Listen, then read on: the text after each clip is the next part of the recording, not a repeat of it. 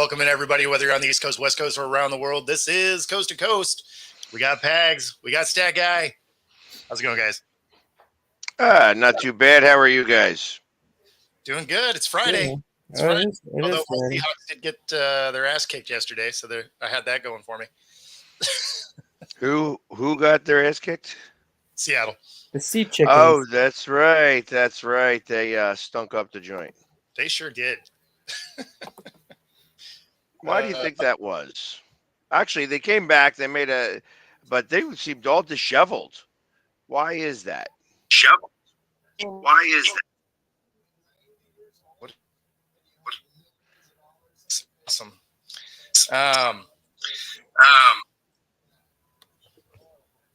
Here, I'm gonna jump out and jump back in and see if it helps. Okay, perfect. Okay. Great way to start the show, Comcast. Good work.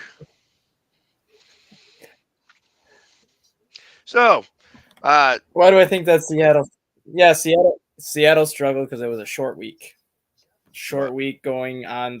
Were they at San Francisco or were they at home? I want to say they were in Seattle.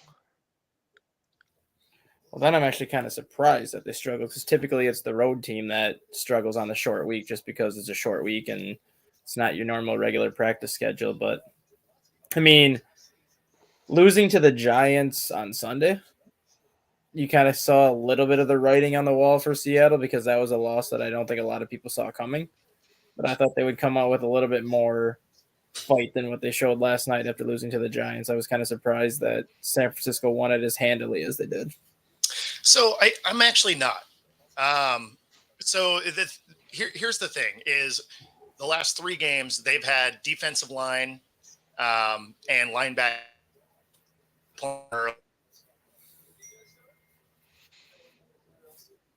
Yep, perfect. And they were stopped dead in their tracks just like that because Comcast sucks on the field too. And that's a great look. That is a fantastic look. That should be the Seattle more than anything. That should be the Comcast picture on a bulletin board when someone's trying to get Comcast. I mean, fuck. That should be on Comcast bulletin board in downtown Seattle right there. Man, it's gonna be my Comcast hate short. That's gonna be the cover photo, I'm sure. I don't know what it looks like, but I'm sure it's amazing. So hopefully I have signal long enough to get this out there. But but the biggest thing is there were so many injuries on this defense. They elevate a couple of guys, right, who then get hurt in this game also. So then they turned the ball over 3 times. They made Geno throw for like 50. He had like 50 attempts or something. Like everything they were doing was about as bad as you could potentially put this game together. You have DK that doesn't fight for a ball. He just he runs out there. It's a little bit underthrown. He just sits there and waits for it rather than take a step back and actually try and go catch the ball. So, I mean, there's just a lot of things that they didn't do particularly well. And to Stat Guy's point, there was not a lot of fight, which is odd because we've seen that over the first, 4 weeks where there was a lot of fight in this team, even in a loss. This week, they just seemed almost disinterested. It was Geno's birthday, so maybe they went out the night before and were just drinking because we did have a guy that was, thrown up on the sideline. So, I mean, who knows what went down, but it was an ugly football game, and that score was closer than it probably should have been. I mean, they did come back. I mean, at one point it was only 5 points away. Yeah, 29-24. Yep. Next thing I know, it was touchdown, field goal. Yep. And no answer to Kittle whatsoever.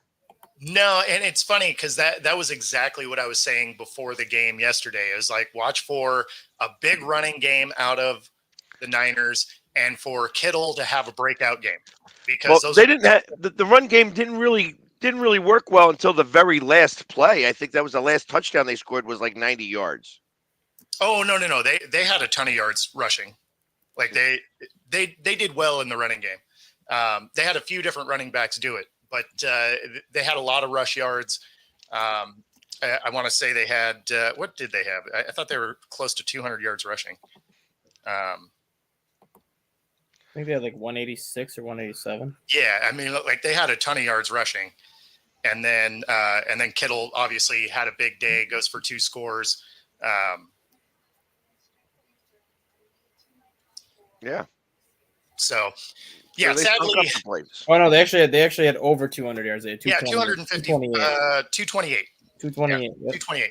So, I mean, huge day rushing. Kittle goes off, has a great day. If there was ever a time that I was putting something out that I was hoping was going to be wrong, it was that. And sadly, as a Hawks fan, I was not. I really wanted to be wrong. Well, now you guys are tied for second place or tied for first place. With Yeah. kind of. So, sort of. Really, they have that upper hand because they beat you. But Exactly. I'll be honest. San Francisco didn't impress me. No. You guys lost the game. I'm not saying that. I mean, obviously, San Francisco won the game, but I'm not impressed with San Francisco this year. Well, when you think of how close that score was, and we turned the ball over 3 times and they didn't at all, this was a game they definitely could have won. Yeah. The other thing that I've noticed this year is that turnovers don't mean as much this year. Mm-mm. There is a lot of non-scoring on turnovers, and your guys' defense actually held, right? Like you got 3 turnovers. I think what they score, like 6 points on them. No, on the 3 turnovers, I think it was 13 of their points, because I think they got a touchdown out of 1 and then 2 field goals. But I mean, one of them was like in the red zone. So for them to have only gotten a field goal out of that, I mean, you couldn't ask the defense to do much more than they did in that scenario. I mean, you hand them the ball in field goal range, unless you create another turnover, they're getting points. Right. You know, and that was, and to be honest, I kind of thought that wasn't a turnover, but obviously they had those freeze frames. My thought is that he was down. I mean, it looked like his knee was down. I mean, again, who am I to say? That's why they don't pay me any money to. I think.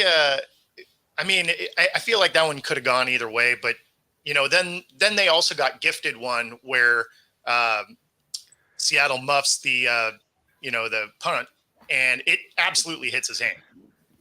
I mean, it hits 2 of the fingers on his hand. One of the Niners was blocked into him, knocks him down, ball lands, hits him in the hand. They say it didn't. Seattle retains the ball. So, I mean, they were gifted one also. So, I mean, but at the end of the day, you turn the ball over 3 times, you kind of deserve to lose. I'm almost curious at this point to see what San Francisco is going to do at the running back position when Christian McCaffrey comes back. Because Jordan Mason has played well. Jordan Mason has played very well in Christian McCaffrey's absence. Yeah. So you have to give at least Jordan Mason some touches when McCaffrey comes back, just because he's played so well. And then you Is had McCaffrey coming back? They said he's supposed to be back by week 7-8. Is what they said. Yeah. Doesn't mean he I'm will saying back. that ain't happening. He had an Achilles thing, right? It's like an Achilles strain or something like that. It's a tendonitis in both Achilles. Yeah. Dude ain't coming back.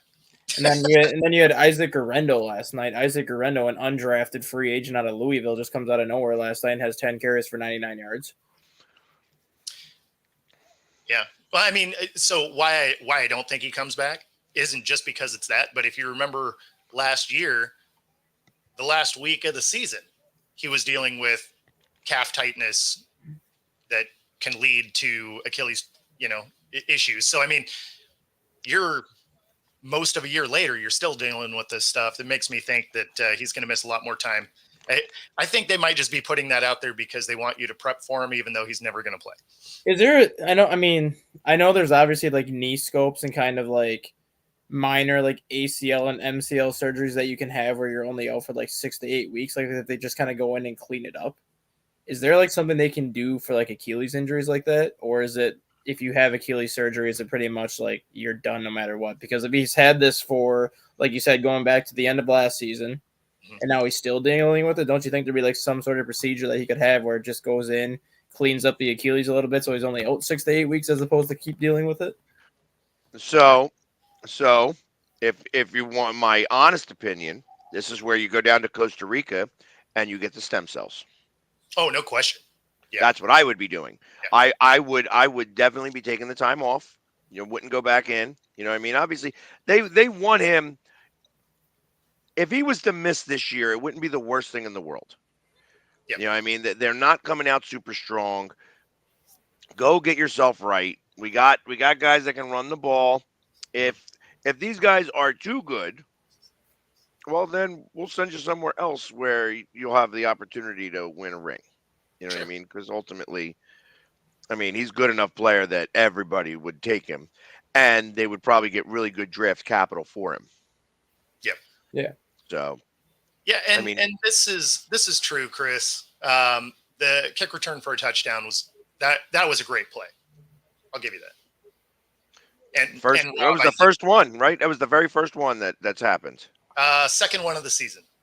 Yeah, I believe there was one week 1 or week 2 by the Cardinals.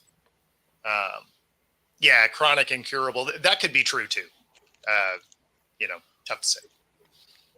He got paid either way, so works out for him. And the fact that it's chronic and incurable makes me say even more so, hey, that's why you go down and you go get the stem cells. Go get 100%. Go get it all. Because the stem cells, that's what it does. It regenerates tissue growth. Yep. And if that's the problem, guess what? Then that's that's the spot where you want to go get it. My opinion. Oh, no question. And it's not even like it's crazy money when you think of how much money these guys make. Well, so it's not crazy money for us in the grand scheme of things. You know what I mean? Realistically, I got to imagine that there's an upgrade on that too. Like we're going to a $20,000 guy and we're going to feel like amazing. Yeah. I can imagine that they're going to a couple $100,000 guy, and they're going to be able to play football again. Yeah. Because that's the difference. We're not going to play football again. 0 days ever. Yeah. So I got to imagine the $20,000 version is a lot different than the $100,000 version. Yeah. Yeah, and even at the $10,000 to $20,000 version, most people are pretty good afterwards. Yeah, I mean, people feel like they're 17 again. Mm-hmm.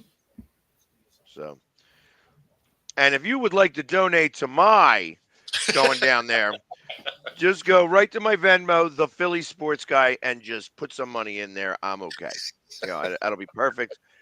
I'm trying to raise the $25,000 to get down there and just go through the procedure. I'm working on it. No takers yet? Damn. So, anyways, he's frozen again. Is that what it is? I think so. Yeah, he's got that frozen look on his face. I tell you, Comcast, we're going to do a show. We're going to do the Comcast show one day. And we should go to the Comcast place. What are you talking about? We've done a Comcast show a ton of times. I believe we call those reruns because we just can't produce a show. I tell you, it's like somehow, some way we got to get Comcast a little bit better here. Maybe it's you got to stop watching TV. I'm actually going to throw their modem away. I have a different modem ordered, and basically I'm just going to get rid of all of their equipment, and hopefully in that instance, it's all I have to deal with from them is the signal in. I'm hoping that's not the problem. I mean, if that's the problem, then man, I gotta figure something else out.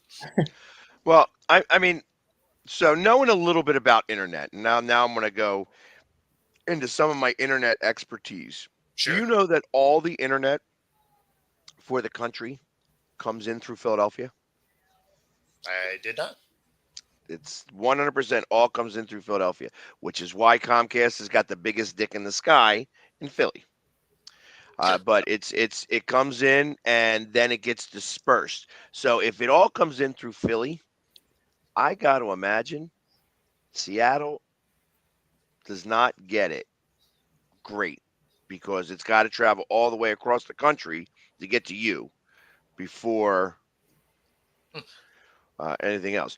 But that's also the reason why Comcast owns the world just about with this For sure. because everybody has got to buy their internet through Comcast. Yeah, I mean that part makes sense. In this instance, I do believe this is an equipment issue though, because I've never had the problem I'm currently having that I've had since we really since we moved back from Mexico. It's been awesome. Um, but yeah, I mean, but I never had this issue before. So it makes me think that the equipment they gave me is just hot garbage. Hot And, shit trash. no doubt. So that's why, yeah, I'm just going to replace it with actual stuff that doesn't suck. But still low key, Comcast, like the fuck, man. Well, and you got to rent that equipment, right? Like it's like you don't get to like they get to kill you with it every month. Yeah. Well, so the good thing is, in doing this, I get to give them their equipment back. So that does save me like, I don't know, $15 a month or whatever. But Oh, they raised the price. It used to be $10 a month. yeah, well, I mean, when you own all of the internet, it it is part of it. No, I have no interest in Starlink there, Rob. It's I've never heard anything good about people that are actually broadcasting with Starlink. It sounds like it also is terrible, and I can't do Ziply here because it's just DSL. And if I think this is terrible, DSL is really awesome for streaming. So sadly, Comcast, Xfinity, Viacom, whatever you want to call them, they unfortunately for my location, that's what I get. Well, that's what happens when you live in Seattle.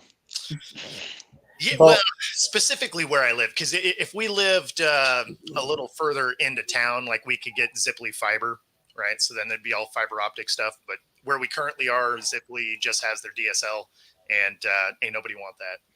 I mean, Bo, I just sent you a video in the group text. This is what you're gonna do to Comcast equipment, and then the kid is gonna be with the Comcast salesperson on the other end. I like it. It's a 30-second video that you could put on here, and everyone would get a good kick out of it. Go back to dial up. Yeah, that's sometimes I feel like that is what I'm doing here. I'm just hearing the it is terrible. And of course, for our younger viewers, they're like, "What the hell was that?" Exactly. It's like talking about a rotary phone. Yep. Nobody even knows what to do with it. Oh, the one that got me, I was watching, like, obviously we're just not talking about sports today, but so I was Because watching, every time you try to talk about sports, Comcast freezes you. right? It's just like, you have to talk about nonsense. Well, you know what? It's Friday. Challenge accepted. But I was watching a TikTok, and this girl was trying to explain what a house phone used to be, right? Like a landline. She's like, yeah, there should be a phone in a house that, like everybody can use. It's like, oh man, really? Like, are we that old that people don't know what a landline is? Damn. And I was one of the special ones because I grew up with 2 phone lines in our house. Fancy. So we had, fancy. I mean, it was you could hit a button and we could get up to 8 lines, but we only had 2. And then when I got my line, I got my own personal line. It was 3 because I was getting on the internet all the time, and people would pick up the phone. You'd hear that as it was information was going through, and then And of it course would they'd log you hang off. up the phone, and then it would log you off. Exactly. It wasn't the picking up of the phone that did it; it was the hanging up of the phone. Yep. Because it made the click noise, and they said, "Oh, you're no longer on. Goodbye." Yep. Yeah. So No, I remember all of that stuff, and of course, I always laugh when when you hear people complain about how slow computers are. Or they're like, "Oh, my phone doesn't have enough memory," and you're like, "Man, we're using like 286s with like Windows 3.1, like, yeah, and, at one point, and at one floppy point, drives were actually that." hey, what was it? What's his face from Microsoft? Bill Gates said Yep. at one point, all you'll ever need is 64K. Yeah. That's all a person should ever need is 64K. Yep. Now I remember at one point we had it was actually before we got the 286. We had one of the Texas Instruments with the green screen, right? And it had Okay. two of the 5-inch floppies up front. Oh yeah, so you could copy them. Well, they didn't hold that much, right? So like if you were doing a program, a lot of those programs had like 4 or 5 of those floppies, and you'd have to like switch them out to do certain things. And so yeah, whenever people are complaining, you're just like, I mean, calm down. Like it's better than you think. Well, they were showing NFL players, like rookies or whatever, and they Hmm. brought out like, "Hey, what is this?" And they gave somebody like a VCR tape, and they're like, "I don't know, cassette tape, no clue." Oh, What I funny. mean? You remember when when like compact discs were like monster? They were the size of a record. Oh, the laser discs. Yeah. Yeah, like that Yeah, was. yeah, yeah. That's when your teacher would like wheel in the TV, and you're just like, we're not going to learn anything today. This is awesome. We're going to watch this TV and a laser disc that's going to mostly not work. Yeah, when they taught you computers, you were doing like basic I guess it was DOS back then. Yes. Yeah. Yeah, Yeah. they'd be like 10, print something, this Yep. phrase. 20, go to 10, and then it would just print it across the screen, and that would be it. Yep. And then all of a sudden you're getting into like the menus where you're like CD / menus dash. Right. Yeah, oh, yeah. No. I remember having doing all that stuff. It was hilarious. So I actually have here in the house a Commodore 64. It's the newer version of the Commodore 64, which is like uh,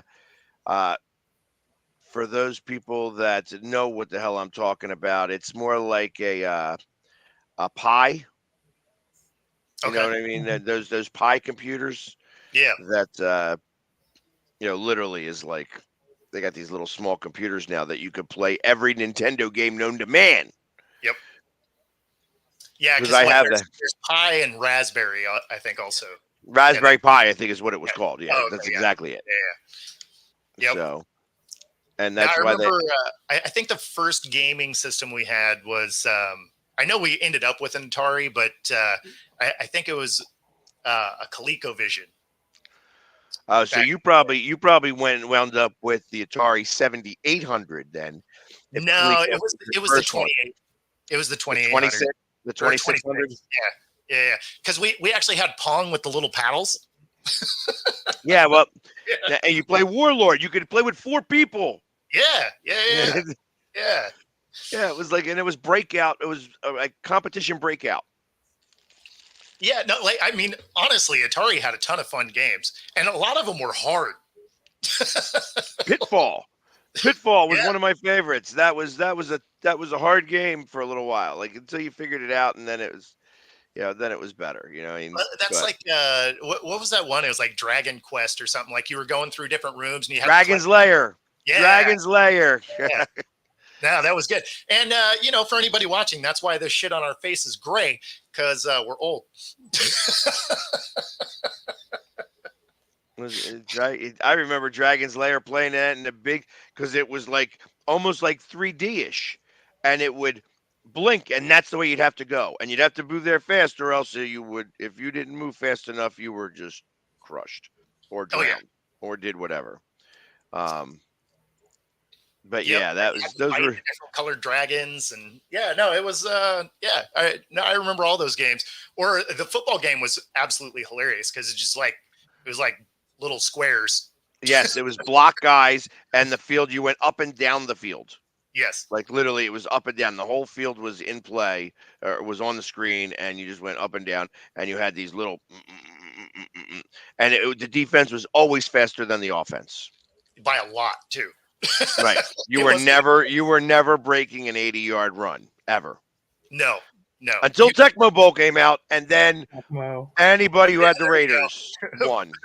Bo Jackson, Tecmo Bowl, no doubt. Yeah, and Barry Sanders. You know, you're not wrong, Rob. ET was ridiculous. Yes, it was. Yes, it was. If you were on the hard, that was definitely ET was an impossible game. You Yep. were on easy, you could finish it in a few seconds. And then Intellivision came out, which was way ahead of its time. And I remember playing Blades of Steel, where you got the penalty if you lost the fight. Oh, that's funny. I don't think I ever played that one. That is hilarious. Did you guys, speaking of random old stuff, did you guys ever play the Jaguar system? Mm-mm. So it was the last Atari ever made. And it was the first 64-bit that was released, but nobody made games for it. And it wasn't even a true 64. It had two 32-bit chips that worked in unison to make it a 64. But it was the last Atari system actually commercially put out. And it was pretty cool. One of the main games for it was Doom. You guys remember Doom for DOS, actually, right? And so they made a arcade version of it for Jaguar. But, no one else made games for it. So that it just fell apart. And then came out the Wii. Oh, the Wii was fun. The Wii was cool. Actually, it wasn't fun. The Wii was cool. Like, I mean, I forgot. When I first got our Wii, I didn't know you were supposed to put those little wrist things around your wrist. oh, well, so it's not the Wii's fault you did dumb stuff. And the TV broke. Yeah, I'm not blaming that on Wii. I'm blaming that on the Viking. Operator error. But hey, I still have a Wii in the basement now, and now my son plays Wii Sports and ties the remote to his baseball bat. Well, no, now they've just done better all the way around. You could go ahead and get like all that virtual reality stuff Yes. that actually, and that technology has really come much better. Yeah, I have one of those for the PS4, which is hilarious because I think I've turned my PS4 on once this entire year. But it, and then I didn't even play it because You had to download everything. Exactly. We should definitely do that. We should definitely get, because I have a PS4. I don't have the 5, and we should get like a Madden tournament because I suck at Madden. Yep. 100%. I got to imagine you suck just the same. Of course. And, well, I mean, obviously, right? Like I've turned it on once this year to update it. Right. And we should play and see how bad we suck and who's the worst of us. That sounds like that sounds like fun. Chris, the PS2, man, there probably wasn't a machine that had more games made for it. But for the PS1, I liked the Command and Conquer series because you could connect the two PS1s together with a link cord, and you could play each other on separate TVs in the same room, though. So it was like playing like Battleship, right? So you could sit there and be talking shit with your friends real time, but playing on different screens. So you didn't have that like split screen where you're like, oh, you're cheating looking at my screen. You could have TVs facing away from each other. It was so the PS1 was kind of cool in that way because you could like play video games but still hang out with your friend, as opposed to we can play online. So as long as you don't come over, it's cool. Right. Not to get off subject for a second, but did you guys see the news that came across the NFL this morning? Oh, this is a sports show. Got it. Okay. Yeah. What do you got? Sam Darnold is not going to be eligible for Comeback Player of the Year. Why not? Okay. They can't. I guess I didn't even know this until I read it this morning. They actually changed the rules on the comeback player of the year, and now they basically said in order to win the comeback player of the year, it needs to be to honor a player who has demonstrated the resilience in the face of adversity by overcoming an illness, physical injury, or other circumstances that led them to miss playing time over the previous season. It can no longer be given to a player who has either been benched or has struggled to find a starting job. I mean, that is what it should have always Yeah, exactly. The fact that it went to Flacco last year and Gino the year before was stupid. Yeah. Because neither one of them deserved that particular award. That is, oh, cool. You came back from being terrible. Like, that's not a comeback story. Like, you just. Now the question is who's even eligible for it though, because I can't really think of Aaron anybody. Rodgers. I mean, doesn't he have to play good though? Yeah. The only Aaron He's Rodgers, the best of a bad bunch. Aaron Rodgers and Kirk Cousins make the most sense, but that's why Nick Chubb comes into play too. Because if Nick Chubb does come back, even if it's only for 8 games, but he rushes for 1,000 yards in 8 games, Nick Chubb's probably getting it. Nick Chubb would make sense, and 8 games doesn't matter. Flacco got it after 6, right? Ahead of DeMar Hamlin, however that works. Right. Like, dude full on dies on the field, comes back, makes an NFL roster, and plays, and somehow Flacco, after 6 games where he played okay, none of that. I think that's ultimately the final straw as to why they changed the requirements for that award, because everyone knew that if DeMar Hamlin stepped back on the field that he was going to be the comeback player of the year, but he still didn't get the award. Yeah, that was the most wild non-victory ever. Like with Alex Smith too, when Alex Smith got it, everyone knew that if Alex Smith came back from that leg injury and even took like a snap, he was going to get the award. And I think he ended up starting 2 games that year.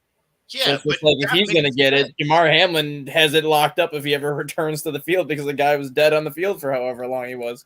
Yeah, no, and the Alex Smith one made sense, right? Because when it happened, they're like, on his way to the hospital, they're like, oh, we may have to amputate your leg. This might actually kill you. Like, that's and even when he showed his leg earlier this year, like, that thing looks gruesome. Yeah. So, I mean, that one makes sense as opposed to Gino or Flacco, where they're just like, oh yeah, I just wasn't good. And now I'm playing better. Like, how is that comeback player of the year? You just underperformed from where you were drafted. Like, that doesn't, I don't see how that's comeback. I mean, DeMar Hamlin last year was just a slap in the face that he didn't get it.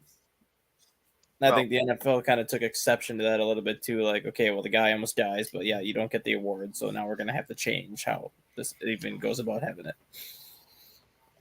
So do you think that he gets the award now? Who? DeMar Hamlin. No, not I. Yeah, because he played last year. Yeah. So no.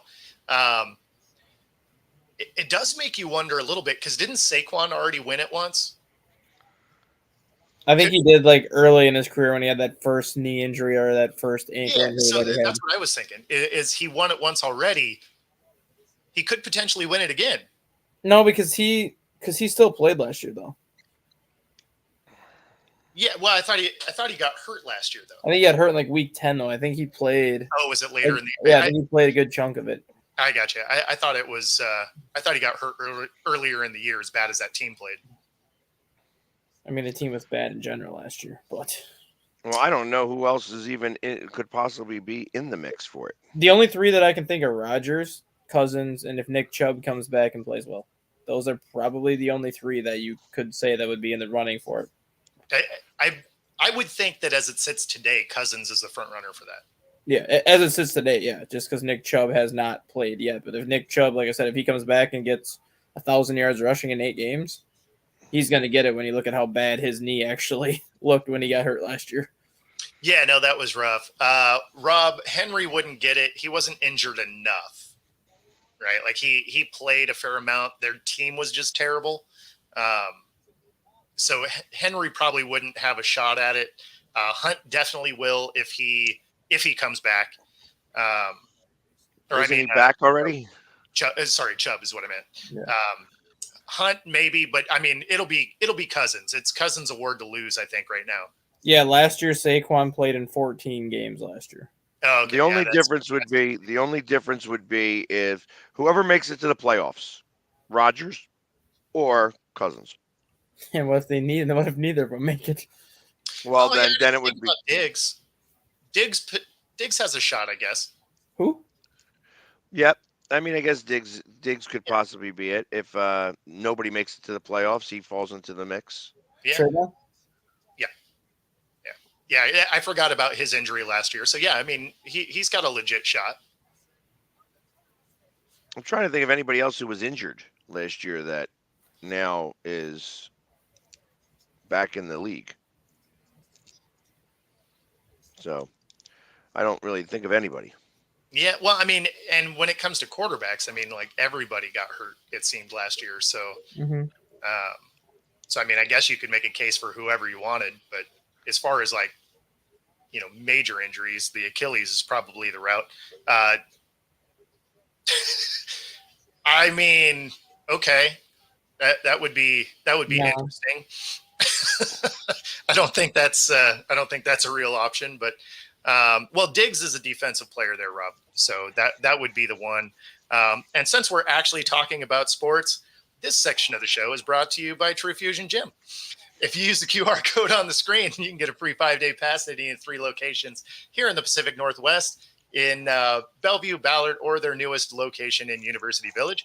They have Pilates boot camp, yoga bar, and much more, including hot rooms. Find your edge at True Fusion Gym. And of course, if you like sports betting, you can bet right alongside us here at Coast to Coast. Using the QR code on the screen with Bet Us, you can get up to 125% of your first 3 deposits and a 10% bet guarantee in case you happen to lose. Some restrictions do apply. All right. J.K. Dobbins is another one that could be in the running for it. Okay. I mean, none of these feel like that's the guy, right? Like last year, you're like, it's got to be DeMar, right? And the year before, I actually thought it was going to be when Geno won. I think that was the year that Saquon came back and had his big year, right? Yeah. So that one would have made sense to me. Didn't Ryan Shazier get one too without ever playing another down? That I don't know. Like, because he was in the wheelchair for like 2 years after his neck injury, and then there was one Sunday night game where he ended up walking from the tunnel out to the midfield to give the referee the football. I thought they gave him a comeback player of the year that year for basically learning how to rewalk. Because he was still on the Steelers roster yet when he was still on the Steelers roster yet when that happened. He just wasn't able to play anymore. But it was basically like 18 months of trying to learn how to walk again. And the first time that he actually showed people he could walk, he brought the football out to midfield. Yeah, I don't know if he won it that year. It would make sense though. Like that's And that's really what the rule is supposed to be for. yeah, right. So the last 2 years when it was just like, oh, you're just coming back from underperforming. Good job, I guess. Like Here's your participation trophy. right? Like I mean that is half of most people's fantasy teams. Like just about half the league could be comeback player of the year based on that. Right. Well, Tua could get it for being out this year and coming back. If he misses the whole year and then next year comes back, sure. Can you win it the same year? No. Like I mean, John Mechie could have got it last year too, because John Mechie missed his rookie season due to cancer, and ended up coming back week 3 was his first game back last year. So he ended up missing basically the entire 2022 season and the first 2 weeks of 2023. Yeah. No, like something like that. You're just like, okay, like I could get into that. Could TJ Watt be one? Now I know he came back last year, but he was gone for like I want to say most part of that season. Last year? Yeah. Well, no, it couldn't have been last year because he was in the conversation for. He got Defensive Player of the Year last year. Right? Had to have been the year before. Yeah. Because he almost got MVP last year. Didn't he get like 3rd MVP votes last year? Yeah, something like that. Like, I mean, he absolutely killed it last year. He did. Then it wasn't last year. Then it must have been 2 years ago that he was hurt. Yeah, I think you're right. Yeah, 2 years ago he played in 10 games. Last year he played in 17. So yeah, 2 years ago was the year where he like tore his pectoral and Yeah, everything else that went with it. yeah. So he would have made more sense for last year. I mean, like there's so many guys that were more deserving over the last 2 years than the two guys that won.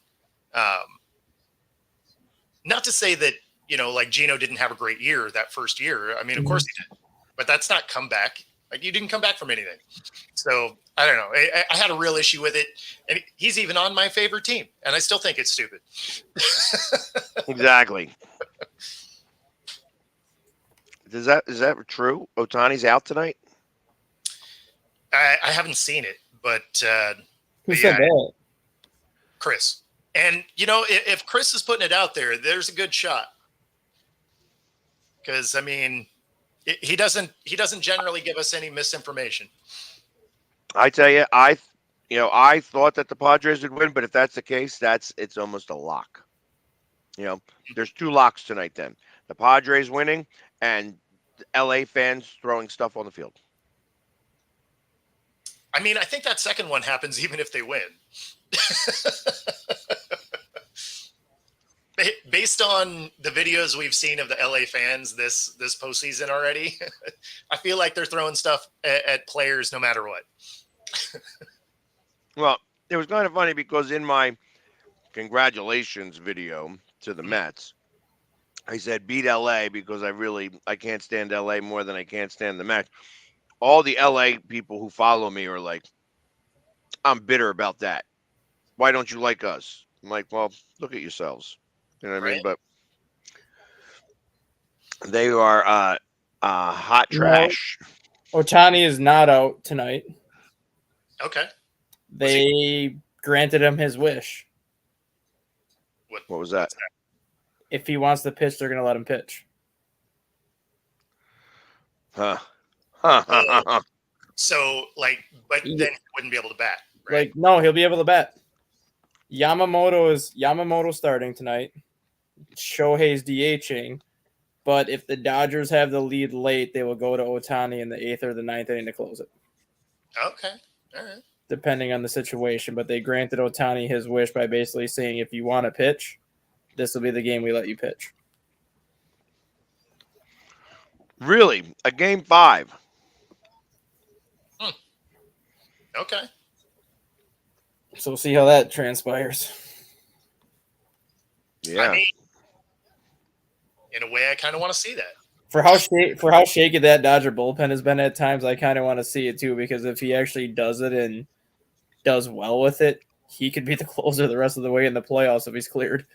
I mean, do you want to see him do well, or do you want to see him just get absolutely shelled? I actually want to see him do well, just because it's going to change the way the Dodgers use him the rest of the way. And it's going to change the way teams go about playing the Dodgers, because now they know that we need to have the lead before the 8th inning. Otherwise, we're going to have to see him. Yeah, but he's not a closer yet. He's not yet, but even if you get one inning out of him throwing 100, 101, and even get one inning out of him, that shortens the game by an entire inning. Well, one wants to see him get shelled. Just denting cars in the parking lot. Like, let's go. I'm game for that. Besides, I just, $1 billion payroll, I want to see you lose. Well, yeah, I want to see the team. I want to see the team lose eventually, but if they are going to use him tonight, I kind of do want to see how he does. Yeah, well, two things can happen. We can see him tonight. We can see how he does, and he can get shelled.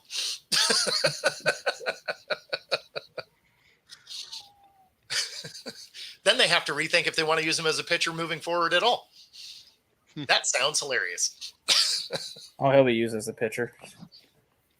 You don't give the guy that kind of money not to use him as a pitcher. Well, not only that, but like even if he was the 5th starter, right? You know what I mean? He's not. He won't be an ace anymore. I don't see him even being a top 3 starter anymore. I think he'll be more of a number 4 or number 5 the rest of the way, where instead of getting 32, 33, 34 starts, you're kind of in that 25 start range, where when you have extra days off and you don't need a 5th starter, you're not going to use them. And Brad, I hope you're right. Like that, it would be kind of cool to see San Diego move on. And mostly because, again, I just want to see the Dodgers lose. So Exactly. it really wouldn't have mattered who was playing them, actually. I don't like the Mets. I definitely don't like the Dodgers. No, I mean the two teams that I routinely am like, man, I'd like to see them lose is the Dodgers and the Yankees. Right. Those are the two teams that I'm like, yeah, if they could just catch L's constantly, that's fine. Speaking of which, it's a shame. Actually, the Royals put up a bigger fight than I expected they would. Yes.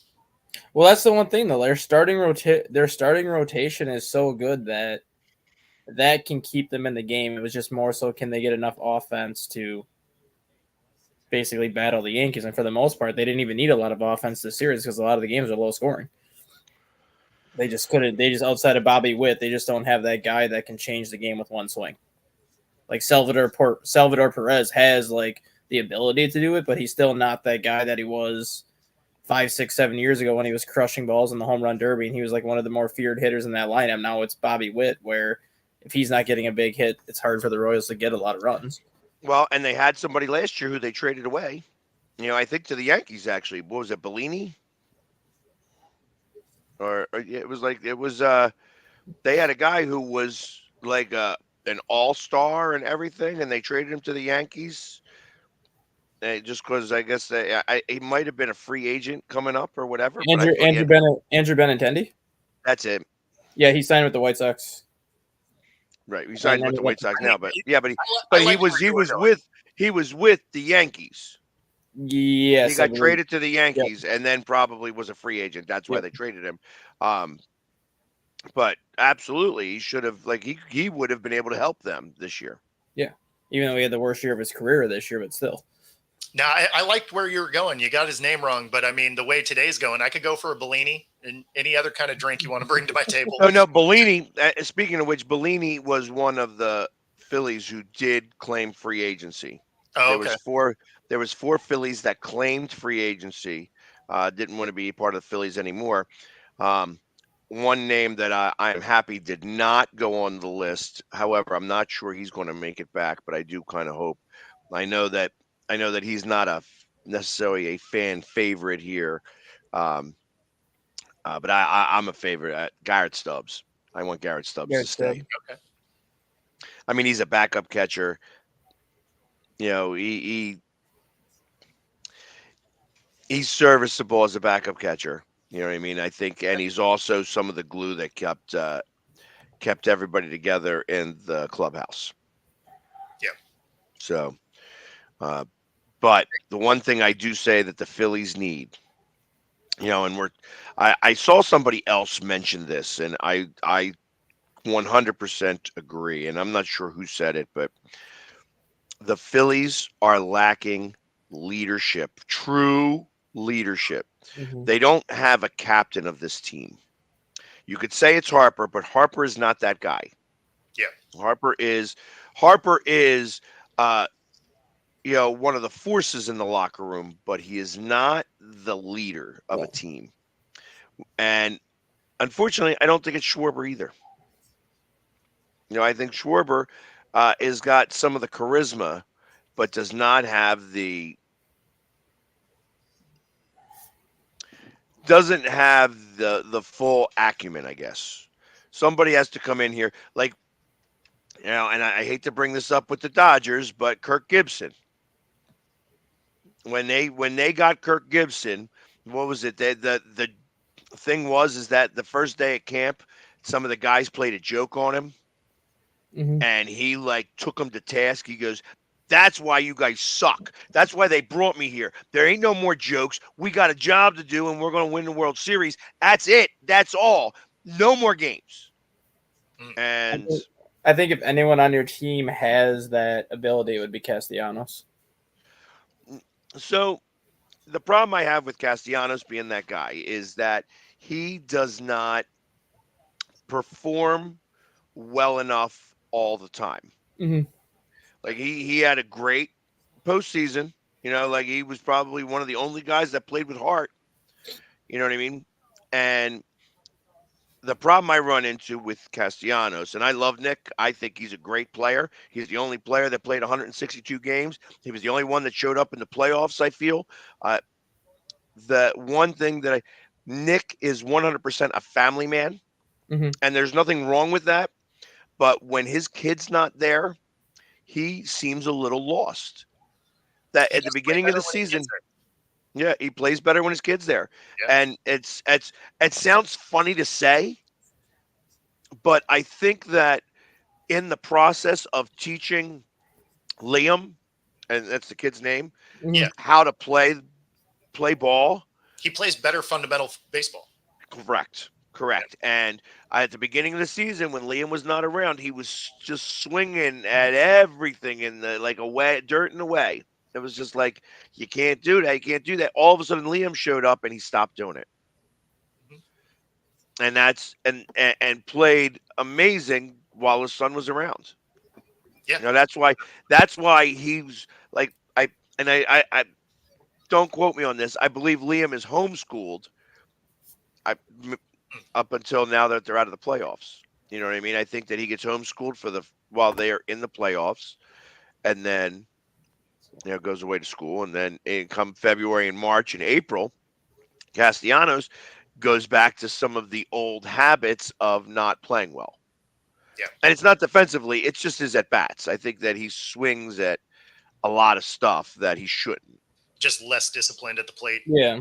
Correct. No, that makes sense.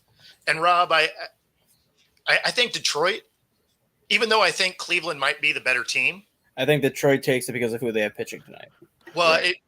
Is it tonight or tomorrow? It's tomorrow.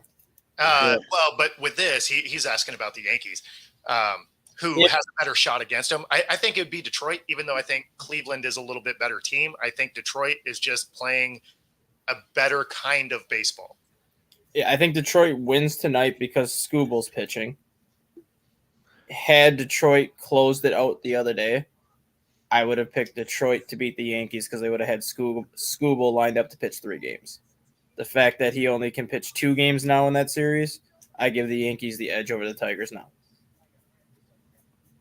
Because if you have a little bit, I agree with that.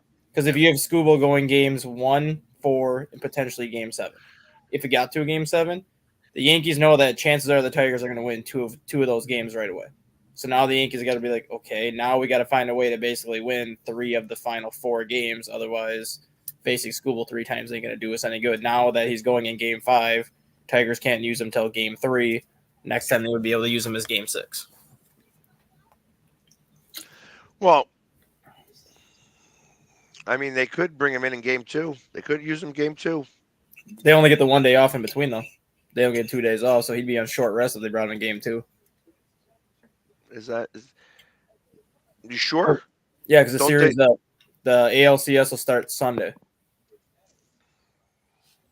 So they would have the game Friday. They would have off Saturday. The NLCS would start Saturday. Today's Friday. So he goes. Yeah, he goes. Yeah, today's Friday, so he pitches tonight. The NLCS starts Saturday. No, the NLCS starts Sunday. Yeah, so it's Sunday and Monday. Monday. Either way, he's only gonna. Either way, if he pitched him in game 2, he'd be on short rest because they only have 1 day off between the end of the DS and the CS. Yeah, because I think that they don't play, but like 2 of the games, I think, on the same day. Yeah. For the AL and NLCS. Yeah. I was really hoping the Tigers were gonna clinch yesterday because I wanted to see Skubal against the Yankees 3 times. Because that pitching matchup with Soto and Judge, I wanted to see the chess match to see how Aaron Boone would have handled it, to see how long AJ Hinch would ride him. Because the last time you had a pitcher kind of on the same schedule that he's been on was when the Cubs and the Guardians played in the 2016 World Series, where Corey Kluber got on that long run the second half where the Guardians just pitched him into the ground. He pitched game 1 of the World Series, went 7 shutout innings and just shut out the Cubs 7-1. They brought him back for game 4 of the World Series, went 6 innings, gave up nothing. And then they brought him back for game 7 of the World Series and he got crushed in game 7. But that's kind of the same schedule that Scooble's been on, where it's been like, you got game 1, you got this game. If we make it to the ALCS, you got game 1, game 4, game 7. So, on a random note, since we've been dragging Comcast since this show started, I randomly just got an email that says they just added the Big Ten Network to my account. So, hey, at least now I get to actually watch my Husky games without having to go somewhere. So that's a bonus. Well, since we only got a minute left, who wins this week? Ohio State or Oregon? 2 versus 3. Man, I'm that's going. an awesome game. I'm I'm going going Ohio. I'm going Ohio State. Ohio State's offense is it's really good. In Oregon, for the most part, really hasn't. They've won their games, but I haven't been too impressed with Oregon this year. They haven't been as dominant as I thought they were going to be. Well, Yeah, okay. no, I'm gonna go. Oregon gets this one, but I mean, well, that's right. Wen likes the Ducks. You know what? Never mind. Love you, Wen. I hate Ohio State, so I do too, but it's I hate Ohio State too, just as much as I hate Alabama. But it's hard to ignore the talent that Ohio State has on offense, and just the amount of weapons that they have. Like, they have 2 running backs that would start anywhere in the country. They have one good receiver in Ibuka, who's probably a top 5 receiver. Then they have that freshman who was the number 1 freshman in the country, who's playing even better than Ibuka is. So, I mean, Will Howard was at Kansas State. He was a good quarterback at Kansas State, not like great, but he's going to come to Ohio State now, and he looks like a great quarterback because of all the weapons he's got around him. Well, we will find out this weekend. If you're watching along on YouTube, be sure to like and subscribe. Helps us bring our content to you. And of course, if you are watching on Roku, stay tuned for the next hour. Helps our numbers there too. right. Forgot where I was going. It's a Friday. Hope you enjoy your weekends. Thanks for hanging out with us this week, and we will see y'all on Monday. And Later, Comcast. Exactly.